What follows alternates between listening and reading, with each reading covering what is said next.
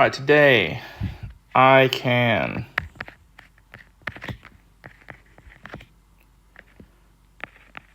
use the power of a power property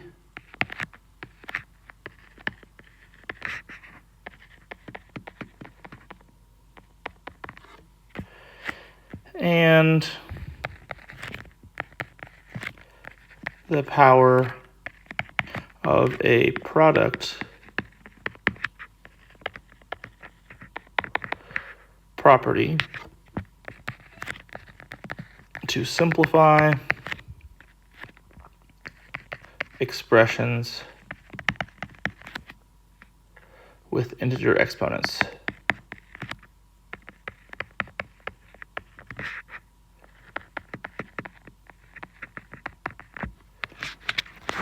I can use the power of a power property and the power of a product property to simplify expressions with integer exponents.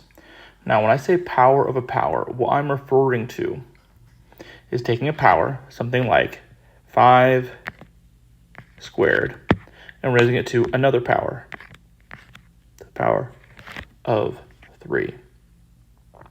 Now, anything to the power of 3 is just that thing times itself times itself. So in this situation, it is 5 squared times 5 squared times 5 squared. We learned about this last class with the product rule.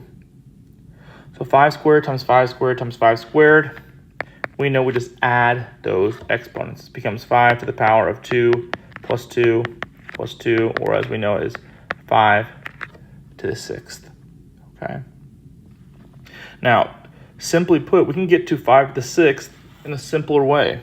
Instead of writing out 5 squared times 5 squared times 5 squared, kind of a pseudo expanded form, what we can do instead is 5 squared cubed, that is equal to 5 to the power of 2 times 3. 5 to the power of 2 times 3. So this is 5 to the 6th power as well. And that always works.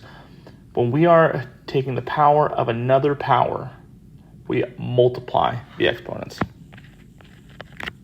So let's write that down. When taking the power of another power,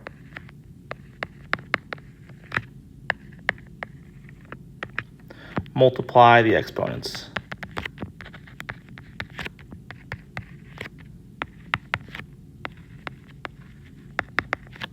Okay. Let's try some simple examples.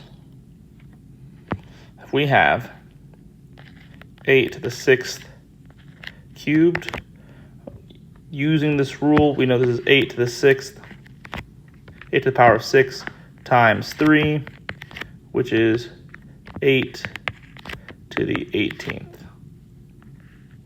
Now, we can all do this multiple times in a row. If we have a power raised to a power raised to a power raised to a power, each time we raise it to a power, we just continue to multiply.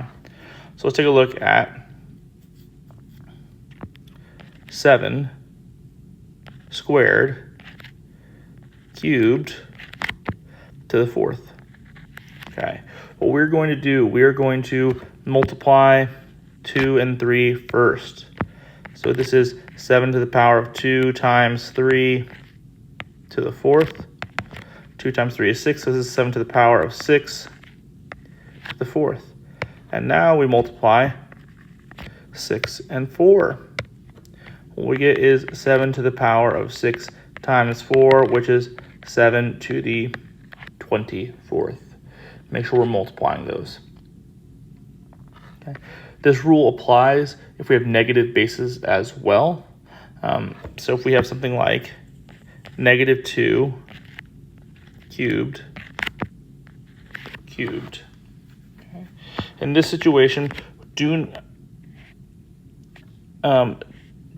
keep the negative base inside the parentheses, but we're going to multiply 3 and 3. That negative 2 does not change. The base does not change. So negative 2 to the 9th power.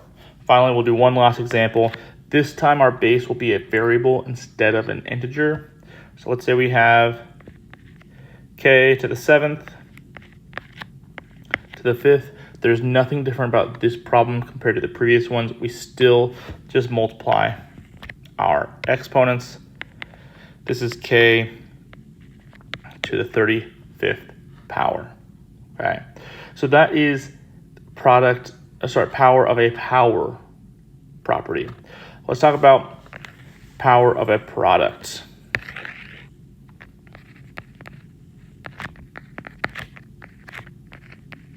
Power of a product. Remember, a product is a multiplication. So let's say we have two things being multiplied. 2 times 4 to the 5th power. This is the exact same thing as 2 to the 5th power times 4 to the 5th power. I want to point out there are two items inside the parentheses here. Two items inside the parentheses here. A 2 and a 4. Both of which are being raised to this 5th power. That goes to both items. That's why we have 2 to the 5th power and 4 to the 5th power. Okay.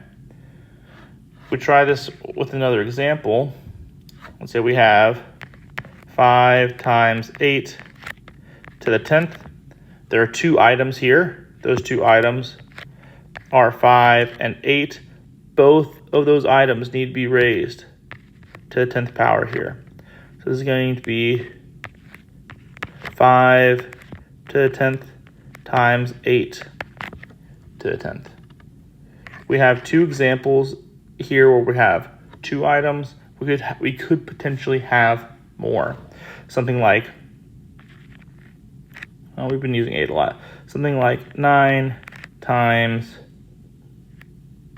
3 times 2 to the 4th power. There are 3 different items. 9 needs to be raised to the 4th power. 3 needs to be raised to the 4th power. 2 needs to be raised to the 4th power. Right here. So this ends up being 9 to the 4th, 3 to the 4th, 2 to the 4th. Now, what makes the power of a product rule a bit more challenging is when we introduce other exponents and really kind of combine it with the power of a power rule. Let's say we have 4 squared times 5 to the 7th, and we're going to cube this, okay? There are two items inside the parentheses. 4 squared and 5 to the 7th. Both of those need to be raised to the 3rd power. So what does that look like? That is 4 squared cubed times 5 to the 7th cubed. Okay. Both items are raised to that higher power. And now we need to simplify these using our power of a power rule, what we were doing at the beginning of the lesson here. 4 squared cubed, that becomes 4 to the 6th. 5 to the 7th cubed, that becomes 5 to the 21st. Okay, we're going to look at two more examples. One with variables and one where we have both variable bases and coefficient bases, or integer bases. Let's say we have a to the 5th, b to the 11th, c to the 6th. We're going to raise that to the 4th power. We first need to remember there are 3 items inside the parentheses. A to the 5th, b to the 11th, c to the 6th. And all of those need to be raised to the 4th power. That is a to the 5th power to the 4th power times b to the 11th power to the 4th power times c to the 6th power to the 4th power. And of course, we need to multiply these exponents. Becomes a to the 20th B to the 44th, C to the 24th. All right. Last example, then we're done with our notes. Let's say we have 3x squared y to the 5th. We're going to take this to the 4th power. This is no different than what we've done before. We just now have both integer bases and variable bases. We still need to identify there are 3 items inside the parentheses. The 3, the x squared, the y to the 5th, all of which need to be raised to the 4th power. When we do that, we get 3 to the 4th times x squared to the 4th times y to the 5th to the 4th. As we evaluate this,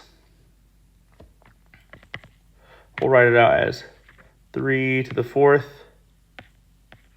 x to the 8th, y to the 20th. This is in exponent form. There might come a time where I ask you to simplify this further, in which case we just say 3 to the 4th is 81, x to the 8th, y to the 20th. All right, that's the end of our notes.